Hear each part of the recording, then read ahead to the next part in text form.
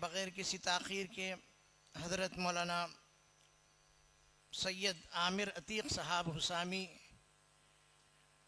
نائب صدر مجلس تحفظ ختم نبوت حلقے جبلی ہلز کو دعوت دیتا ہوں کہ وہ انکار حدیث اور فتنہ غامدی کے عنوان سے ہم سب کو ان لوگوں کی جو نظریات ہیں، جو چیزیں ہیں،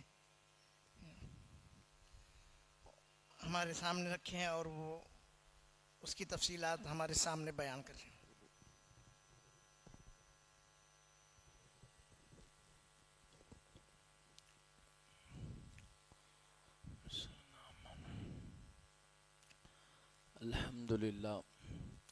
الحمدللہ وحدہ والصلاة والسلام علی من لا نبی بعدہ اما بعد اعوذ باللہ من الشیطان الرجیم بسم اللہ الرحمن الرحیم انا اوحینا الیک کما اوحینا الی نوح والنبیین من بعدی وقال النبی صلی اللہ علیہ وسلم ستکون سنوات خداعات یؤتمن فیہا الخائن ویخون فیہا الامین صدق اللہ العظیم وصدق رسولہ النبی الکریم ونحن علی ذلک لمن الشاہدین والشاکرین والحمد للہ رب العالمین۔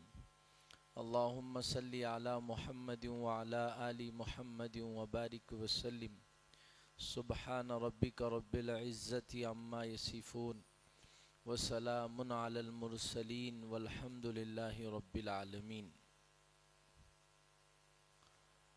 محترم بزرگان دین، مکرم سامعین کرام، معزز نوجوانان اسلام، السلام علیکم ورحمۃ اللہ وبرکاتہ۔ الحمدللہ کل مغرب سے ایک روزہ تحفظ ختم نبوت کی یہ مختلف نشستیں چل رہی ہیں۔ آج فجر کے بعد بھی الحمدللہ 3 خطابات ہوئے ہیں اور 3 اہم موضوعات پر قرآن و سنت کی روشنی میں آپ کے سامنے ان موضوعات پر گفتگو کی گئی ہے۔ میں اپنے موضوع سے متعلق چند باتیں آپ کی خدمت میں عرض کروں گا۔ پہلی بات تو ہم کو یہ سمجھنا ہے تحفظ ختم نبوت اور یہ اجتماع کرنے کا کیا مقصد ہے۔ 15 دن 20 دن سے اس علاقے میں جو کوششیں ہو رہی ہیں، آخر یہ کوششیں کیوں کی جا رہی ہیں؟ تحفظ ختم نبوت کو سمجھنے کے لیے ہم سب کو 2 باتیں سمجھنا ہے۔ ایک بات جو آپ کے سامنے عرض کرنی ہے یہ ہے کہ یہ دنیا جس میں ہم جی رہے ہیں، اس دنیا میں ایک جنگ چل رہی ہے خیر اور شر کی۔ اس دنیا میں کچھ محنتیں ہو رہی ہے خیر اور شر کی۔ خیر کی محنتیں اور خیر کس محنت کو آگے چلانے کا کام شیطان کرتا ہے۔ اس دنیا میں ربانی رحمانی محنتیں بھی ہوتی ہیں اور اس دنیا میں شیطانی اور طاغوتی محنتیں بھی ہوتی ہیں۔ ربانی محنت کس کو کہتے ہیں؟ مدرسے میں پڑھنا پڑھانا یہ ربانی محنت ہے۔ اللہ اللہ کہتے ہوئے ذکر کرنا، خانخواہوں کا نظام چلانا یہ ربانی محنت ہے۔ دین پھیلانے کے لیے گلی گلی جانا یہ بھی ربانی محنت ہے۔ مسلمانوں کو اللہ رسول کی بات سمجھانا یہ بھی ربانی محنت ہے۔ یہ ایک روزہ جو اجتماع ہے یہ بھی ربانی محنت کا حصہ ہے۔ ایسے ہی اس دنیا میں ایک دوسری محنت ہوتی ہے جس کو شیطانی اور طاغوتی محنت کہتے ہیں۔ کفر کو پھیلانے کے لیے جو محنتیں ہو رہی ہے وہ سب شیطانی محنتیں ہیں۔ مسلمانوں کے ایمان کو اور مسلمانوں کے یقین کو متزلزل کرنے کے لیے جو کوششیں ہو رہی ہے، یہ سب طاغوتی اور شیطانی محنت ہے۔ قادیانی طاغوتی محنت کا حصہ ہے، شکیل بن حنیف طاغوتی محنت کا حصہ ہے۔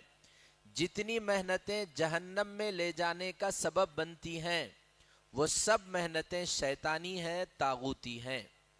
اور یہ دونوں باتیں اللہ نے قرآن پاک میں ذکر کی ہیں۔ اللہ ولی الذین آمنوا یخرجہم من الظلمات الی النور، اللہ مسلمانوں کو کفر سے، گناہ سے، فتنوں سے نکال کر ایمان اور یقین کی روشنی میں کھڑا کرتے ہیں۔ ایسے ہی شیطان کی محنت کا تذکرہ کرتے ہوئے اللہ نے کہا یخرجونہم من النور الی الظلمات، شیطان اپنی محنت کے ذریعے ایک ایمان والے کو کفر تک پہنچاتا ہے، ایک مسلمان کو بدعقیدگی تک پہنچاتا ہے۔ یہ جتنے فتنے کل مغرب سے لے کے آج کی عشاء تک آپ سنیں گے، یہ سب شیطان کی محنتوں کا نتیجہ ہے۔ اب آپ فیصلہ کیجئے کہ آپ علماء سے، اجتماعات سے جڑ کر اس رحمانی محنت کا حصہ بنیں گے، یا شکیل کا، یا انجینئر علی مرزا کا، یا جاوید غامدی کا، یا فیاض کے نظریے اور اس کی فکر سے متاثر ہو کر طاغوتی مشن کا حصہ بنیں گے۔ یہ ایک بات تھی جو آپ کی خدمت میں اجتماع کی اہمیت کے سلسلے میں عرض کی گئی۔ دوسری بات یہ ہے کہ دجال کے آنے کا ذکر آپ نے سنا ہوگا، اور دجال کا آنا بھی یقینی ہے۔ تو دجل اور دجال کی دو قسمیں ہیں۔ ایک دجال وہ ہے جو قرب قیامت آئے گا، اس کے آنے سے ایسے کرشمے ہوں گے، اور اس کے آنے کے بعد ایسا زمین اور آسمان بدل جائے گی۔ حدیثوں میں بتایا گیا دجال قبرستان میں جا کے ایک مردے کو زندہ کرے گا، اور وہ دجال کے حق ہونے کی گواہی دے گا، دجال کی خدائی کی گواہی دے گا۔ دجال کسی ویرانی زمین میں جائے گا، زمین کو حکم دے گا تو زمین میں کھیت تیار ہو جائیں گے۔ دجال زمین سے سونا نکالے گا، دجال آسمان سے پانی برسائے گا۔ اتنی طاقت اور قدرت اللہ تعالیٰ اس کو دیں گے۔ یہ دجال اکبر ہے جو قیامت سے پہلے آئے گا۔ دوسرا دجل اور فریب ہے، دوسرا دجال اصغر ہے، جس کا حدیث میں تذکرہ ہے۔ سرور دو عالم صلی اللہ علیہ وسلم نے فرمایا سَتَكُونُ سَنَوَاتٌ خَدَّاعَاتٌ يُؤْتَمَنُ فِيهَا الْخَائِنُ وَيُخَوَّنُ فِيهَا الْأَمِينُ۔ دجال اکبر کے آنے سے پہلے زمانے میں دجل کا ماحول بنایا جائے گا۔ ایسا زمانہ آئے گا، ایسا وقت آئے گا کہ زمانے اور وقت میں اور اس زمانے میں اچھے کو لوگ برا بولیں گے، برے کو اچھا بولیں گے، سچے کو جھوٹا بولیں گے، جھوٹے کو سچا بولیں گے۔ جو مومن ہوگا اس کو کافر بولیں گے، اور جو کافر ہوگا اس کو مومن بولیں گے۔ ایسا دجل اور تلبیس ہوگا، زمین کو آسمان بنا دیا جائے گا اور آسمان کو زمین بنا دیا جائے گا۔ ہم جس دور سے گزر رہے ہیں یہ وہی دجالی دور ہے، جس میں کوئی قادیانی اپنے کو مسلم بنا کر پیش کرے گا، جس میں جاوید غامدی اپنے کو سب سے بڑا اسلام کا نمائندہ بنا کر پیش کرے گا، انجینئر علی مرزا اسلام کی نئی تحقیقات کے نام پر اسلام کے نام پہ کفر پیش کرے گا، اور لوگ ان کے دجل کا شکار بھی ہوں گے، ہو بھی رہے ہیں۔ یہ اجلاس کرنے کا مقصد ہی یہی ہے۔ بہت سے لوگ وہ ہیں جو ان دجالی فتنوں کے دجل کا شکار ہو گئے ہیں، ان کے گمراہ نظریات سے متاثر ہو گئے ہیں۔ اس لیے عالم اسلام کو، تمام مسلمانوں کو ان کے دجل و فریب سے، ان کی مکاریوں سے آگاہ اور متنبہ کرنے کے لیے یہ اجتماعات کیے جا رہے ہیں۔ یہ دوسری بات تھی اجتماع کے سلسلے میں۔ یہ ایک روزہ اجتماع کیوں رکھا گیا ہے اس کے سلسلے میں آپ کی خدمت میں عرض کی گئی۔ دو باتیں ہیں جو میرے مضمون کو سمجھنے کے لیے ضروری ہے۔ پہلی بات تو یہ ہے، میرا جو عنوان ہے اہل قرآن اور فتنہ غامدی۔ اہل قرآن کس کو کہتے ہیں، ان کا فتنہ کتنا متاثر کیا ہے ہمارے سماج کو، ہم سب کو یہ سمجھنا ہے۔ اس موضوع سے متعلق دو باتیں سمجھیے۔ اسلام جو قرآن و حدیث میں پیش کیا گیا ہے یہ اپنے اندر گہری تعلیمات رکھتا ہے۔ ہم سب کو معلوم ہے اسلام کس کو کہتے ہیں، رمضان میں روزے رکھنا، نماز پڑھنا، یہ ہمارے سامنے اسلام کا تعارف ہے، داڑھی رکھنا، اسلامی لباس پہننا۔ اسلام 5 چیزوں کا نام ہے: عقیدہ درست ہونا، عبادات کرنا، فائنانس مال کا لین دین اللہ کی پسند کے مطابق کرنا، معاشرت انسانوں کے حقوق ادا کرنا، ایسے ہی اخلاقیات اچھی اور بری عادتوں کو، اچھی عادتوں کو اپنانا، بری عادتوں کو چھوڑنا۔ ان 5 چیزوں کا نام اسلام ہے۔ یہ بات پوری انسانی زندگی کو اسلام میں داخل کرنے کے لیے ہے۔ صبح آنکھ کھولنے سے لے کے آنکھ بند کرنے تک ہر مسلمان اللہ کے احکام کا پابند ہے۔ کوئی بھی عمل اپنی پسند سے ہم نہیں کر سکتے ہیں، نہ اپنی پسند سے نہ جی سکتے ہیں اپنی پسند سے، نہ مر سکتے ہیں اپنی پسند سے، نہ زندگی گزار سکتے ہیں اپنی پسند سے، نہ خوشی منا سکتے ہیں اپنی پسند سے۔ ہم تو اللہ کے احکام کے پابند ہیں، اسی کا نام اسلام ہے۔ اب شیطان اور انسانی شیطان، یہود و نصارہ اور انگریز، یہ لوگ ایسے اسلام کو دنیا میں دیکھنا نہیں چاہتے، کیونکہ یہ اسلام جو جامع اور کامل اسلام ہے، جب مسلمان اس پر عمل کریں گے، ان کے عمل کو دیکھ کر لوگ مسلمان ہو جائیں گے۔ اس لیے اسلام دشمن طاقتوں نے یہ خوبصورت اسلام مسلمانوں کے درمیان نہ جائے، اسلام کی مکمل تعلیمات مسلمانوں کے درمیان نہ رہے اور اپنی پسند کے اسلام پر مسلمان جئیں، اس کے لیے ان لوگوں نے مسلمانوں میں چند جماعتیں بنائی۔ وہ جماعتوں کا مقصد کیا ہے؟ اسلام کی صورت کو بگاڑ دو، اسلام کا انکار مت کرو، اللہ رسول کا انکار مت کرو، اسلام کے نام پر مسلمانوں میں کفر کو پھیلاؤ۔ یہ انگریز اور یہود و نصارہ کی سازش ہے۔ اسی سازش کی وجہ سے مسلمانوں میں بے شمار کفر پھیلانے والے فرقے بنے ہیں، تاکہ کامل اسلام پر عمل کرنے سے مسلمانوں کو روکیں۔ انہی فرقوں میں سے ایک فرقہ ہے اہل قرآن کا۔ نفس پرستی کا نام اہل قرآن ہے، اپنی پسند کے دین پہ چلنے کا نام اہل قرآن ہے، اللہ رسول کے مزاج کو پس پشت ڈال کر زندگی گزارنے کا نام اہل قرآن ہے، انگریزوں کا پسندیدہ دین پر عمل کرنے کا نام اہل قرآن ہے۔ یہ ایک بات تھی اس موضوع سے متعلق۔ دوسری بات ہے، حضرت شاہ ولی اللہ محدث دہلوی رحمۃ اللہ علیہ فرماتے ہیں، جتنے بھی گمراہ فرقے بول تو ہم یہ سمجھتے ہیں کہ یہ توڑنے کی بات کر رہے ہیں، مسلمانوں کے خلاف بول رہے ہیں۔ اس سلسلے میں ایک بات سمجھیے، اہل سنت والجماعت میں 2 طرح کے فرقے ہیں۔ ایک فرقہ وہ ہے جو مسلمان ہے لیکن گمراہ ہے، ایسے کچھ فرقے ہیں، ایسے کچھ جماعتیں ہیں۔ دوسرے فرقے وہ ہیں جو مسلمان ہی نہیں ہیں، ان کا اسلام سے تعلق ہی نہیں ہے۔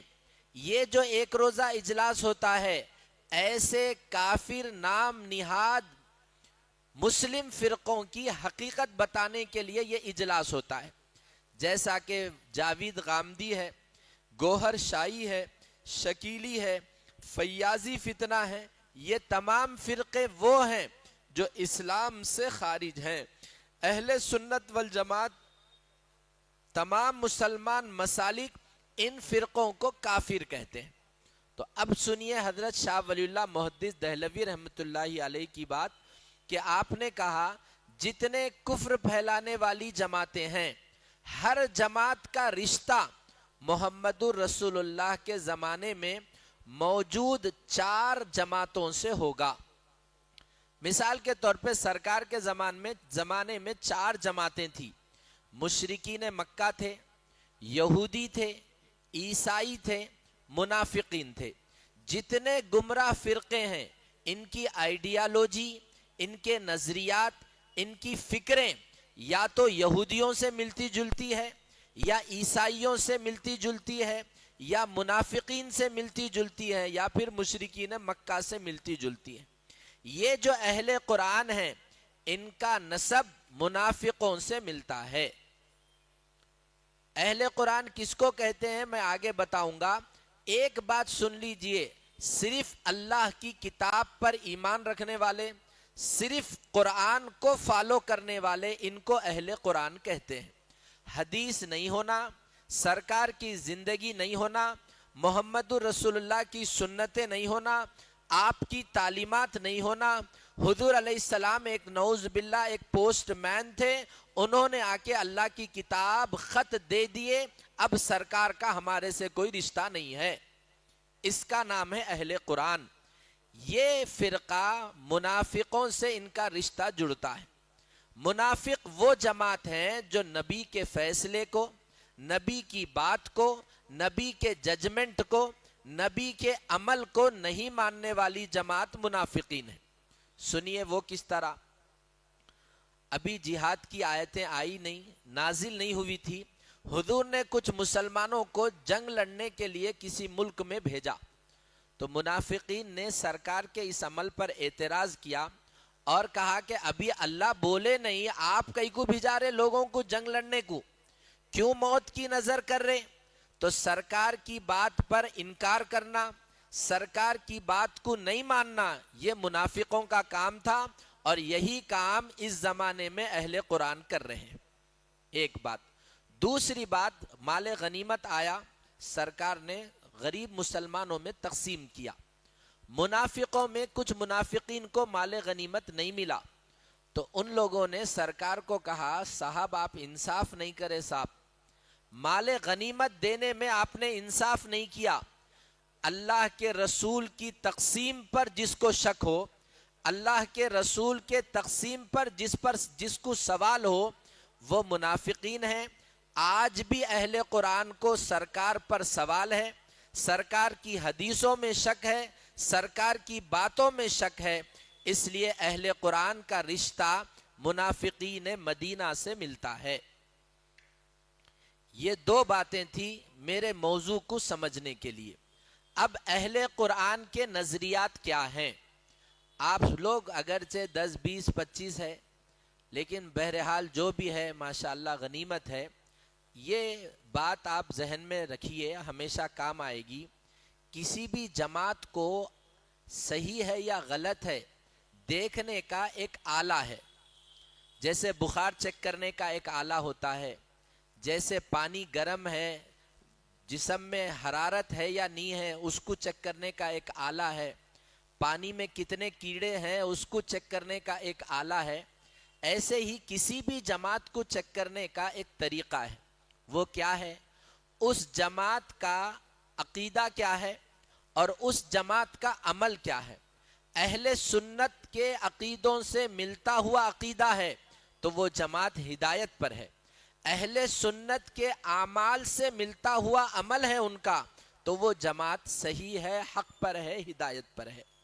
یہ اہل قرآن، ان کا نہ عقیدہ اہل سنت سے ملتا ہے نہ ان کا عمل اہل سنت سے ملتا ہے۔ چند باتیں میں عقیدے کی آپ کے سامنے عرض کروں جس سے آپ کو معلوم ہو ان کے نظریات کتاب و سنت کے خلاف ہیں، ان کے افکار اہل سنت والجماعت کے افکار کے خلاف ہیں۔ سب سے پہلی بات، آپ لوگ سب زندہ ہے نا؟ میں 1 2 سوالاں کرتا ہوں، آپ لوگ بولیے بھی، پھر میں کچھ سمجھ میں آتا کہ میں جو بول رہا ہوں وہ آپ کے دل میں جا رہا۔ اللہ کی کتاب کس کو بولتے؟ ہمارے پاس کتاب اللہ بول تو کیا سمجھتے ہم؟ انگلش کی ریڈر تو نہیں سمجھتے ہوں گے. کس کو بولتے کتاب اللہ بول تو؟ قرآن شریف کو بولتے. پوری دنیا میں ہے یہ. اہل قرآن کے پاس کتاب اللہ کس کو کہتے ہیں؟ اللہ تعالیٰ نے جو قرآن کے الفاظ اتارے ہیں وہی اللہ کی کتاب ہے.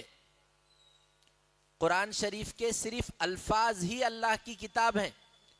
اس کا معنی ترجمہ تشریح اللہ کا نہیں ہے.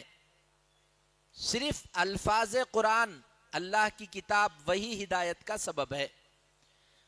ہدایت پانے کے لیے صرف قرآن پہ عمل کر لیے تو کافی ہے. سرکار کی، نبی کی، حدیث کی، سنت کی ضرورت نہیں ہے. صرف قرآن کو پکڑ لو نجات پا لو گے.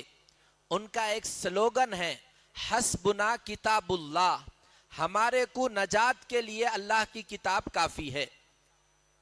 یہ ہے کتاب، دین کی، مذہب کی بنیاد کتاب اللہ ہے، سنت رسول اللہ ہے. ان کے پاس نجات اور ہدایت صرف اللہ کی کتاب قرآن میں ہے. نبی کی ضرورت نہیں ہے، یہ ان کا دعویٰ ہے. اب جو لوگ اہل قرآن ہوتے ہیں وہ آپ کو اس طرح نہیں بولتے. وہ آپ کو کیا بولتے؟ وہ آپ کو اس طرح سمجھاتے ہیں کہ بھائی مسجد میں جو امام صاحب نماز پڑھاتے نا، انہوں زندہ ہے تو امامت کرتے، مر گئے تو بھی امامت کرتے. انہوں بولے نہیں، زندہ ہے تو امامت کرتے. تو سرکار دو عالم صلی اللہ علیہ وسلم پردہ فرما گئے، اب انہوں ہمارے امام کیسا بن سکتے؟ اسی لیے سرکار کی اتباع کرنا نہیں ہے، ان کو فالو کرنا نہیں ہے. ہدایت کے واسطے اللہ کی کتاب کافی ہے. اس کے سلسلے میں چند جوابات سنیے. آپ نے کہا کہ ہدایت کے لیے صرف قرآن کافی ہے. ٹھیک ہے، ہم قرآن کو پڑھیں گے، قرآن سے پوچھیں گے کیا ہدایت کے لیے صرف قرآن کافی ہے؟ تو آپ دیکھیے قرآن میں کہا گیا وَلَقَدْ أَنزَلْنَا إِلَيْكَ الذِّكْرَ لِتُبَيِّنَ لِلنَّاسِ مَا نُزِّلَ إِلَيْهِمْ. ہم نے قرآن اتارا ہے لیکن قرآن سمجھانے کا کام محمد رسول اللہ کا ہے. ہم نے قرآن کو اتارا ہے، قرآن سمجھانے کا کام محمد رسول اللہ کا ہے. اور ایک جگہ اللہ تعالیٰ نے قرآن پاک میں کہا یا ایھا الرسول بلغ ما انزل الیک من ربک.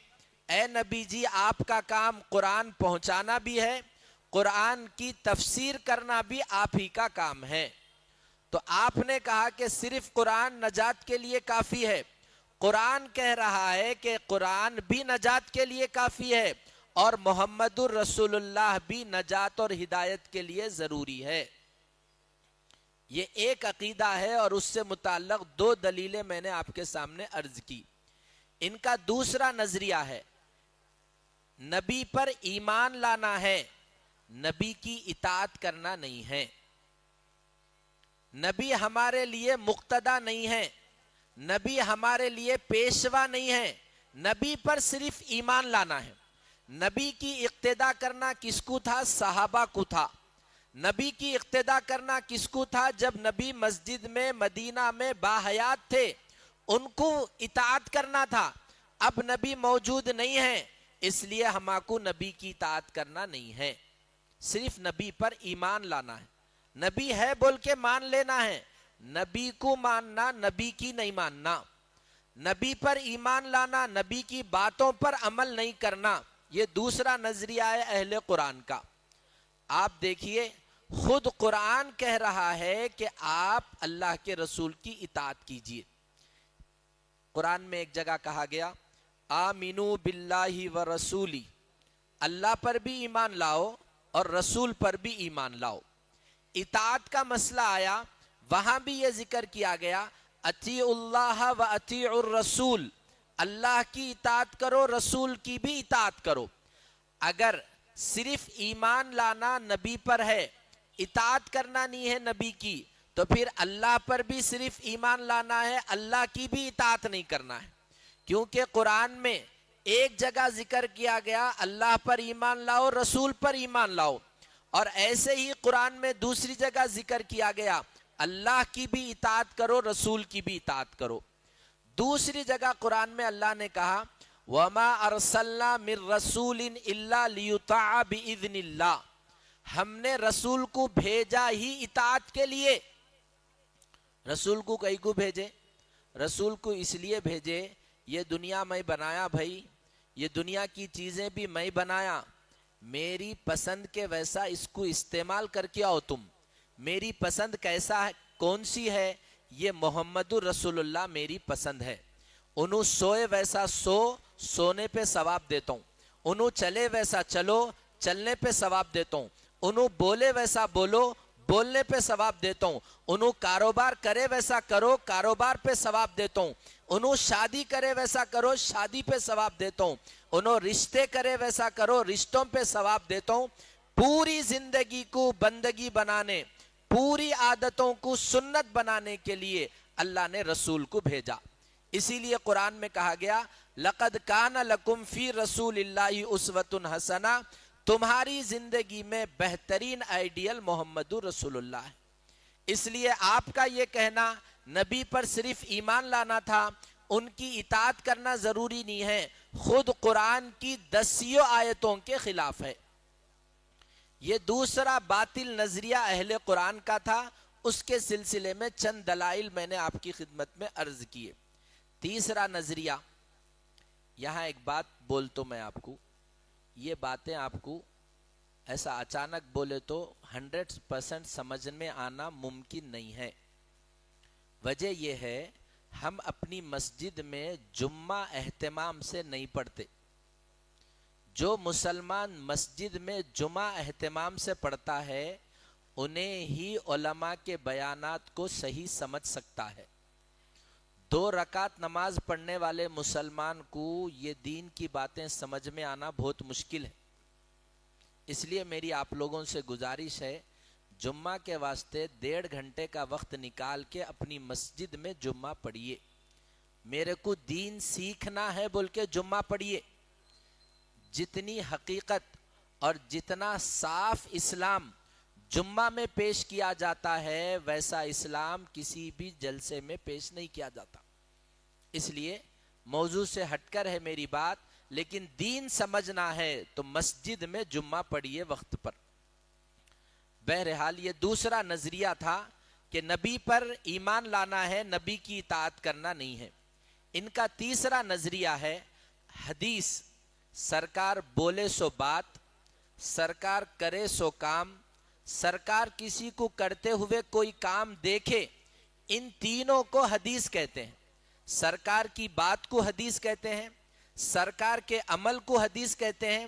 سرکار کے سامنے کوئی صحابی نے کوئی عمل کیا، سرکار اس کو دیکھ کے خاموش بیٹھے، اس پر راضی رہے، اس کو حدیث کہتے ہیں. اہل قرآن کے پاس حدیث کس کو کہتے ہیں؟ ان لوگوں نے کہا کہ حدیث تاریخ کا ایک حصہ ہے، حدیث لیگل نہیں ہے، حدیث ایتھنٹک نہیں ہے، حدیث قانون بنانے کی حیثیت حدیث میں نہیں ہے.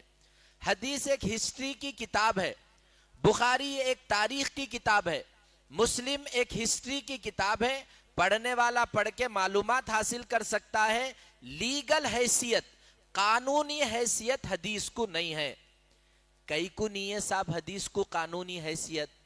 بولے 2 سال کے بعد حدیث، 200 سال کے بعد حدیث کے کتاباں لکھے گئے، 200 سال تک حدیث کی کوئی کتاب نہیں لکھی گئی. ٹھیک ہے. کئی کو نہیں ہے صاحب حدیث ایتھنٹک. بولے حدیث جو ہے وہ ہماری عقل میں آنا، ہمارے عقل اس کو قبول کرنا تو وہ حدیث ہم لیتے. اگر ہماری عقل میں، ہماری لاجک میں حدیث نہیں آ رہی تو وہ حدیث کو ہم نہیں لیتے. تیسرا، ٹھیک ہے بھائی حدیث کئی کو نہیں لے رہے، تیسری وجہ یہ ہے حدیث مستند رہنا، لنک ڈاکومنٹ حدیث کا صحیح رہنا، پھر وہ حدیث کو ہم لیتے. چوتھی بات انہوں نے حدیث کے سلسلے میں یہ کہی حدیث قرآن کے خلاف نہیں رہنا. حدیث قرآن سے، حدیث اور قرآن سیم رہے تو پھر ہم حدیث کو لیتے ہیں. 4 باتیں بولے حدیث کے بارے میں. پہلی بات، حدیث تاریخ کا حصہ ہے. دوسری بات حدیث اگر لاجک سے ملتی ہے دونوں سیم ہیں تب ہم حدیث کو لیں گے. تیسری بات حدیث کا لنک ڈاکومنٹ صحیح رہنا. چوتھی بات حدیث جو ہے 200 سال کے بعد لکھی گئی ہے اس لیے حدیث معتبر نہیں ہے. ایسے ہی حدیث اگر قرآن سے ٹکراری وہ حدیث کو ہم نہیں لیتے. یہ ان کے اعتراضات ہیں حدیث کے سلسلے میں. اب ہم اس کا جائزہ لیں گے کہ آخر انہوں یہ بولنے پہ مجبور کیوں ہوئے اور یہ بولے کئی کو. بات دراصل یہ ہے قرآن جب اتر رہا تھا ایسی قوم پر اتر رہا تھا جو ان پڑھ تھی. امی ان کا لقب تھا, پوری قوم کا لقب امی تھا. ان کو اتنا ابھی شعور نہیں آیا تھا کہ حدیث کو الگ رکھا جائے, قرآن کو الگ رکھا جائے, حدیث کو ایک دوسرے حصے میں رکھا جائے, قرآن کو ایک دوسرے حصے میں رکھا جائے. قرآن اتر رہا تھا, صبح میں قرآن اتر رہا, شام میں قرآن اتر رہا ہے. حضور بھی اپنی زبان سے ہدایت کی باتیں بول رہے. اگر ایسے ٹائم پہ اگر حدیث بھی لکھو یارو, قرآن بھی لکھو, دونوں لکھنا شروع کرتے تو قرآن کی حفاظت میں خلل ہو جاتا. اس لیے سرکار کیا کرے, لوگوں کی ذہن کو پختہ بنانے, ان کو ایک ابھی اسلام پر ایک عرصہ ان کا گزر جائے, اس کے لیے آپ نے شروع میں فرمایا لا تکتبو انی غیر القرآن, میں جو بات قرآن کے نام سے بول رہا ہوں وہی لکھو. اب میری کوئی بات ہے, میرا کوئی سٹیٹمنٹ ہے, وہ مت لکھو. دونوں لکھنا شروع کرے تو قرآن میں خلط ملط ہو جاتا, مکس ہو جاتا, اس لیے مت لکھو. یہ بات آپ بولے. اس حدیث کو بنیاد بنا کر اہل قرآن کہتے ہیں کہ حضور خود حدیث کو لکھنے سے منع کریں, اس لیے حدیثیں لکھنا نہیں اور حدیثوں پہ عمل کرنا نہیں. یہ بنیاد ہے ان کی. اب اس کے چند جوابات سنیے. ایک جواب تو میں نے آپ کے سامنے دیا, ابھی بچے گلتی کھا رہے تھے, بچہ جوان ہوگے بعد اس کے سامنے بریانی دیں گے, یہ بول کے ابتدائے اسلام میں صحابہ اکرام کو حدیث لکھنے سے منع کیا گیا تھا. ایک بات. دوسری بات یہ ہے سرکار ایک تقریر کرے تھے, اس میں ایک بادشاہ موجود تھے اس مجلس میں. وہ تقریر اس بادشاہ کو اتنی پسند آئی, انہوں سرکار سے گزارش کرے یا رسول اللہ یہ تقریر میں کو لکھ کے دیجئے.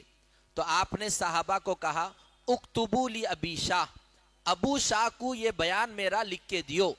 یعنی حضور خود اپنے ارادے سے صحابہ سے حدیث لکھائے.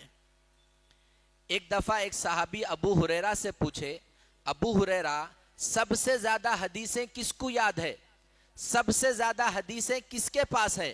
تو ابو ہریرہ نے کہا سب سے زیادہ حدیثیں میرے کو یاد ہے, لیکن سب سے زیادہ حدیثیں لکھی ہوئی عمرو ابن عاص ابن ربیع کے پاس ہے. اس وجہ سے میں حدیثوں کو یاد کرتا تھا, وہ حدیثوں کو لکھتے تھے. تو حضور کے زمانے میں حدیثیں لکھی گئی, ابو شاہ کے لیے حدیث لکھائے اور عمرو ابن عاص بھی حدیثوں کو لکھتے تھے. تیسری بات, بخاری, مسلم, ترمذی یہ بات کی کتابیں ہیں. صحابہ کے زمانے میں حدیث کا ایک مجموعہ تھا جس کو الصحیفۃ الصادقہ کہتے تھے. پہلی حدیث کی کتاب جو حضور کے زمانے میں صحابہ نے لکھی, الصحیفۃ الصادقہ. اس سے بھی معلوم ہوا کہ حدیث صحابہ کے زمانے میں لکھی جاتی تھی. ایسے ہی عبداللہ ابن عباس, عبداللہ ابن مسعود, عمرو ابن عاص, یہ وہ ممتاز صحابہ ہیں جنہوں نے حدیث کا ایک بڑا ذخیرہ لکھ کر اپنے پاس محفوظ رکھا تھا. اس لیے یہ کہنا کہ حدیث نبی کے زمانے میں نہیں لکھی گئی یہ سراسر ظلم ہے, حقیقت سے دور ہے. دوسری بات, حدیثوں کی حفاظت کے لیے کیا کوششیں کی گئی اس کو سمجھیے آپ. 3 کوششیں ہوئی حدیث کی حفاظت کے لیے. پہلی کوشش کو سمجھنے سے پہلے عرب سماج کا جسمانی ذہنی ان کا کیا حیثیت تھی اس کو سمجھیے آپ. عرب کے لوگوں کو حافظہ زیادہ تھا, کئی کو زیادہ تھا. پڑھنے والے بچے ہیں تو سن لیجئے, پانی زیادہ پیے تو دماغ خراب ہوتا, جسم صحت مند ہوتا. پانی کم پیے تو دماغ تیز ہوتا, جسم بگڑ جاتا. عرب میں پانی نہیں تھا, بہت کم مقدار میں پانی تھا, اس لیے علاقائی اعتبار سے عرب کے لوگ ذہین تھے، حافظہ بلا کا تھا، اپن دادا پردادا کے نامہ یاد نہیں رکھتے اپنے، ان لوگ 20 نسل تک خاندان کو یاد رکھتے تھے. خاندان چھوڑیے، گھر میں کتے بلی بکرے گدھے گھوڑے پلتے تھے، ان گھوڑوں کا نسب نامہ یاد رہتا تھا. یہ گھوڑے کا باپ کیا ہے، یہ گھوڑے کا دادا کیا ہے، یہ گھوڑے کا پردادا کیا ہے. ایسا بلا کا حافظہ ان کے پاس تھا. اس حافظے کو ان لوگوں نے حدیث کو یاد کرنے میں صحیح استعمال کیا، کیونکہ یہ جو صحابہ تھے ہمارے ویسے مسلمان نہیں تھے. یہ صحابہ وہ تھے جو نبی سے آنکھ بھر کے دیکھتے نہیں تھے نبی کو. یہ صحابہ وہ تھے نبی لعاب دہن تھوکتے تھے تو ہاتھوں پہ لے لیتے تھے. یہ صحابہ وہ تھے نبی کا جسم زخمی ہوا خون گر رہا وہ خون کو زمین پہ گرنے نہیں دیتے تھے. یہ صحابہ وہ تھے جنہوں نے ایک جنگ میں کہا یا رسول اللہ اگر آپ حکم دیے پہاڑوں کے اوپر جا کے چھلانگ لگا دیں گے، آپ حکم دیے تو سمندر میں گھوڑے دوڑا دیں گے. ایسے جانثار صحابہ تھے. ان لوگ سرکار کی حدیث کی کیسی حفاظت کرے ہوں گے آپ بتائیے. ایک تعداد ہے صحابہ اکرام کی جو ہزاروں حدیثوں کو زبانی یاد کرے تھے. ابھی آپ لوگ کمپٹیشن دیکھتے ہوں گے، ہمارے مسلم بچے 10 سال کے 12 سال کے 200 گانے یاد رکھ رہے. اللہ 200 گانے. ان لوگ تو عاشق زار تھے، صحابہ کی ایک ایک بات کو 20 صحابہ نقل کرتے ہیں. مثال کے طور پہ ایک مشہور حدیث ہے انما الاعمال بالنیات، یہ حدیث کو 30 صحابہ نقل کرے، ایک حدیث کو نقل کرنے والے. اس لیے یہ کہنا کہ حدیثیں کی حفاظت نہیں ہوئی، حدیثوں کی حفاظت صحابہ نے سینوں میں کی، یاد کر کے حدیثوں کی حفاظت کی گئی. ایک بات. دوسری بات، ہمارے زمانے میں دین سننے کا نام ہے. سن لو بھائی، مول صاحب کا بیان ہے سن لو، مولانا کا بیان ہے سن لو. صحابہ کے زمانے میں دین عمل کرنے کا نام تھا. ان کو جیسا چلتے دیکھے صحابہ ویسا چلتے تھے، ان کو جیسا کھاتے دیکھے صحابہ ویسا کھاتے تھے، ان کو جیسا نماز پڑھتے دیکھے صحابہ ویسا کرتے تھے. حدیث کی حفاظت عمل کے ذریعے ہوئی. جیسا سرکار کا ایکشن تھا 1,24,000 صحابہ ویسے ہی ایکشن پر زندگی گزارتے تھے. تو حدیثوں کی حفاظت کا دوسرا جو ذریعہ رہا وہ عمل کے ذریعے صحابہ نے حدیثوں کی حفاظت کی. عمل کے ذریعے صحابہ کرام نے حدیثوں کو اپنی زندگی میں زندہ رکھا. یہ دوسرا طریقہ تھا. تیسری بات، صحابہ کرام کے زمانے میں حدیثیں لکھی بھی گئی. جیسا کہ میں نے کہا صحیفۃ الصادقہ، کتاب الصدقہ. حضرت علی سے پوچھا گیا، لوگ بول رہے ہیں کہ آپ کے پاس خود کچھ خاص حدیثیں ہیں جو حضور صرف آپ ہی کو دیے، دوسرے مسلمانوں میں کسی کے پاس نہیں ہے. یعنی بعض فتنہ پرور لوگ حضرت علی سے یہ بلوانا چاہ رہے تھے حضور آپ کی خلافت کے بارے میں کچھ حدیث بولے کیا، ایسا پوچھوانا چاہ رہے تھے. تو حضرت علی نے کہا ہاں حضور میں کو کچھ خاص باتیں بتائے ہیں، اس میں دیتوں کا تذکرہ ہے، اس میں زکوٰۃ کے اونٹوں کی عمروں کا تذکرہ ہے. یہ کچھ حدیثیں ہیں جو حضور میرے سے لکھائے ہیں. اس لیے یہ کہنا کہ حدیثیں نہیں لکھی گئی ایسا نہیں ہے. حافظے میں حدیثوں کی حفاظت کی گئی، عمل کے ذریعے حدیثوں کی حفاظت کی گئی، ایسے ہی کتابت کے ذریعے لکھنے کے ذریعے بھی حدیثوں کی حفاظت کی گئی. تو ان کے جو 3 نظریے تھے، اللہ کی کتاب کافی ہے، حدیث اور سرکار کی ضرورت نہیں ہے، نبی پر ایمان لانا ہے، نبی کی اطاعت کرنا نہیں ہے، اور حدیثیں غیر مستند ہے، عقل کے خلاف ہے، قرآن کے خلاف ہیں. اس سے متعلق 3 نظریے اور ان کا رد اور ان کی دلیلیں میں نے آپ کی خدمت میں عرض کی. عقیدے کے اعتبار سے اہل قرآن کی یہ 3 باتیں ہیں. عمل کیا ہے ان کا؟ عمل کے سلسلے میں 2 باتیں سنیے آپ. پہلی بات یہ ہے، ہمارے پاس مشہور ہے زکوٰۃ 2.5% دینا ہے.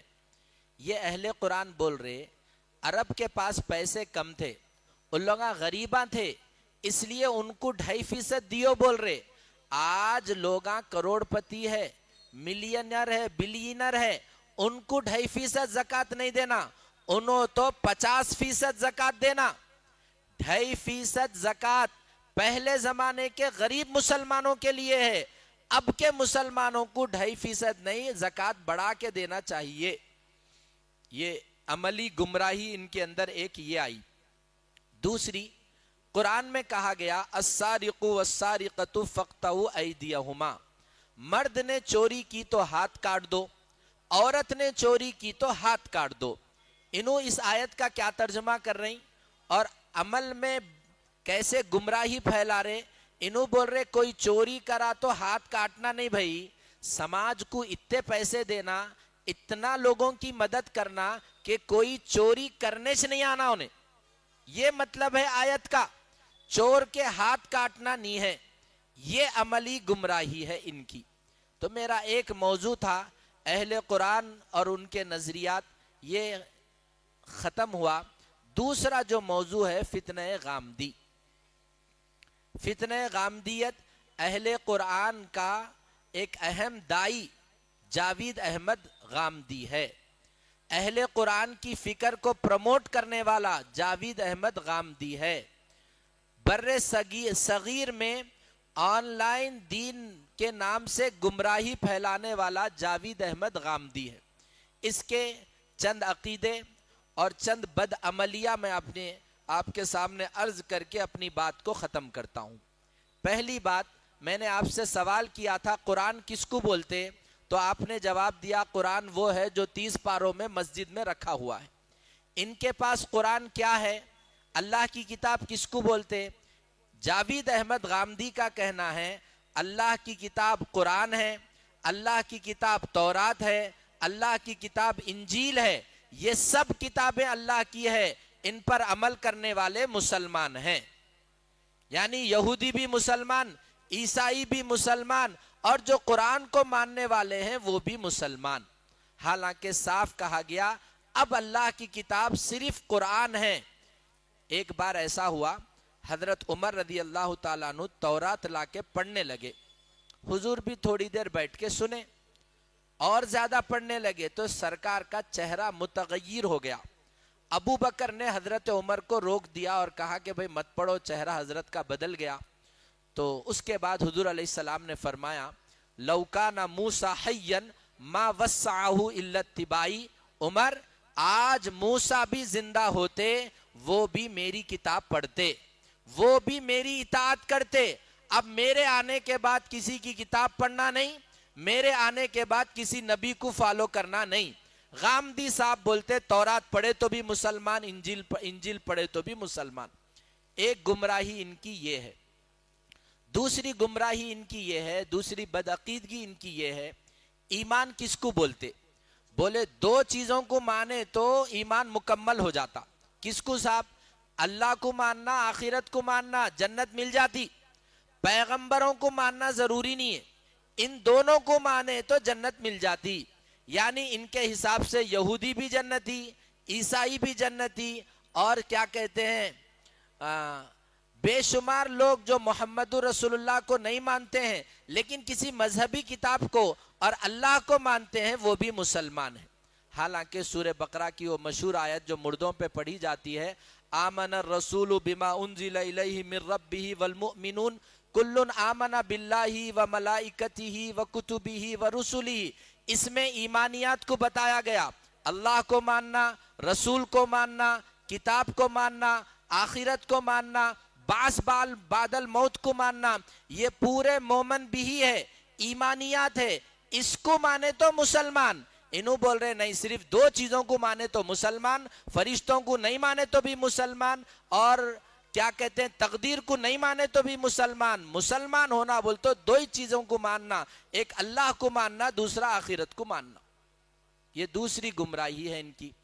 تیسری گمراہی ان کی یہ ہے، انہوں کہتے ہیں جیسا اہل قرآن بولے صرف قرآن ہونا، انہوں تھوڑا کم بے وقوف تھے، انہوں بولے قرآن بھی ہونا، حدیثیں نہیں ہونا، البتہ صرف 27 سنتیں ہونا۔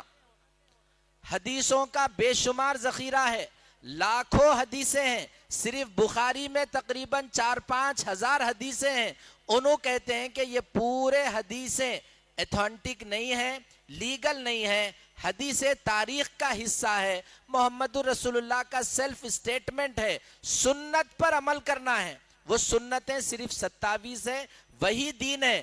بخاری دین کی کتاب نہیں ہے، تاریخ کی کتاب ہے، پڑھ کے معلومات لے لو، عمل کرنے کے واسطے نہیں ہے، یہ ان کا کہنا ہے۔ صرف 27 سنتوں پر عمل کرے تو نجات پا لیتے۔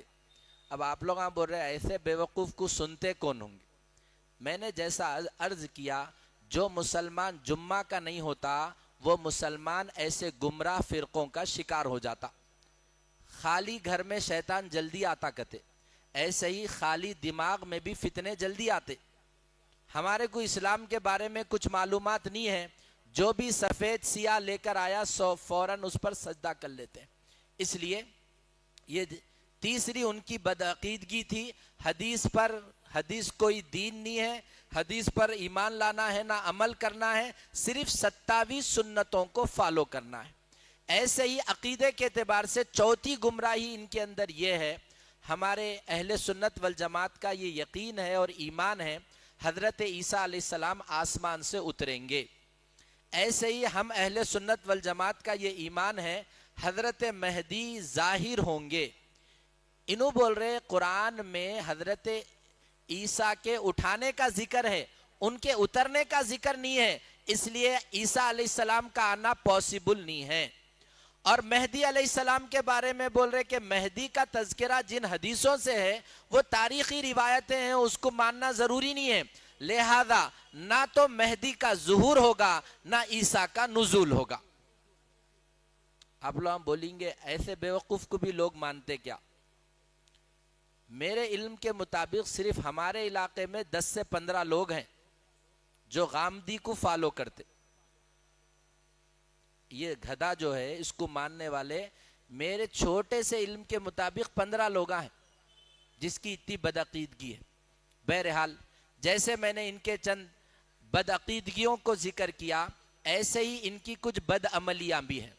چونکہ شروع میں نے ایک جملہ کہا تھا، انگریز ایسا دین چاہتے ہیں جو دین ان کے نفس کے، ان کی خواہشوں کے مطابق ہو، ویسا ہی دین غامدی صاحب لے کر آئے۔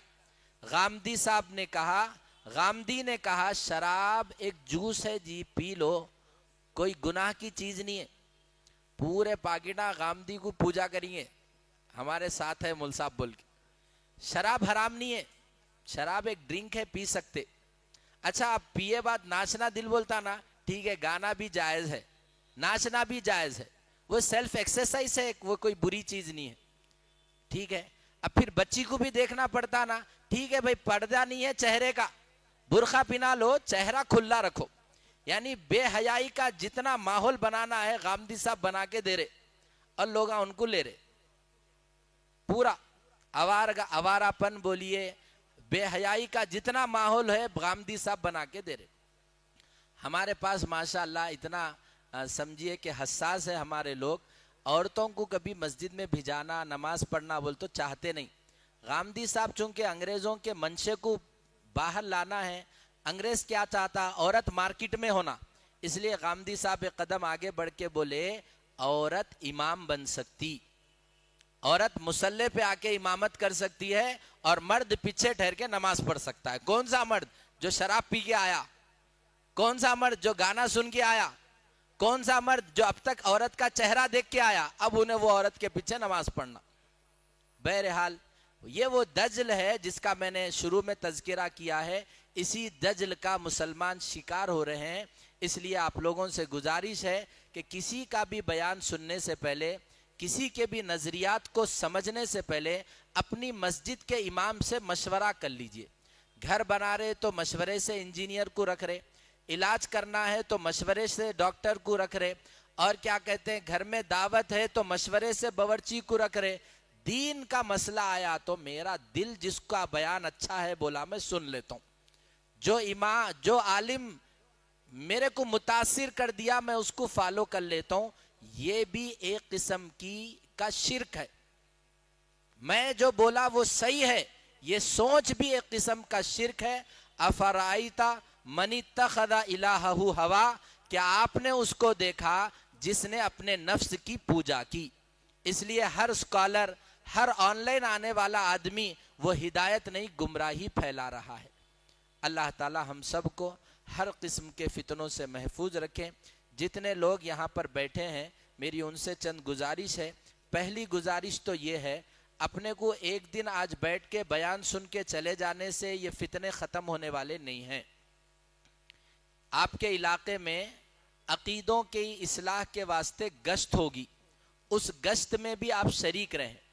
مہینے میں ایک بار کسی مسجد میں صحیح عقیدے اور ان فتنوں سے بچنے کے عنوان سے بیانات ہوں گے، آپ اس بیان میں بھی شریک رہیں۔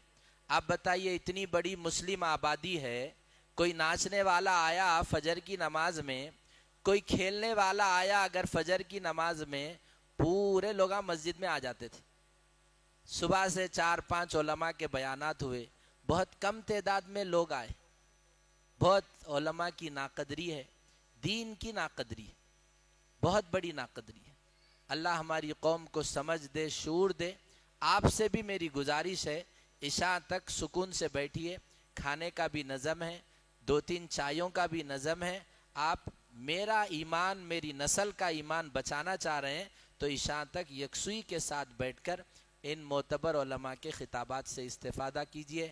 ہمارے لیے بڑی خوش نصیبی کی بات ہے، قدوۃ الصالحین حضرت مولانا شاہ جمال الرحمن صاحب دامت برکاتہم کے فرزند ارجمند ہمارے سینئر حضرت مولانا انعام الرحمن جمیل صاحب بھی تشریف لائے ہیں۔ ہم سب انشاءاللہ اب حضرت سے استفادہ کریں گے۔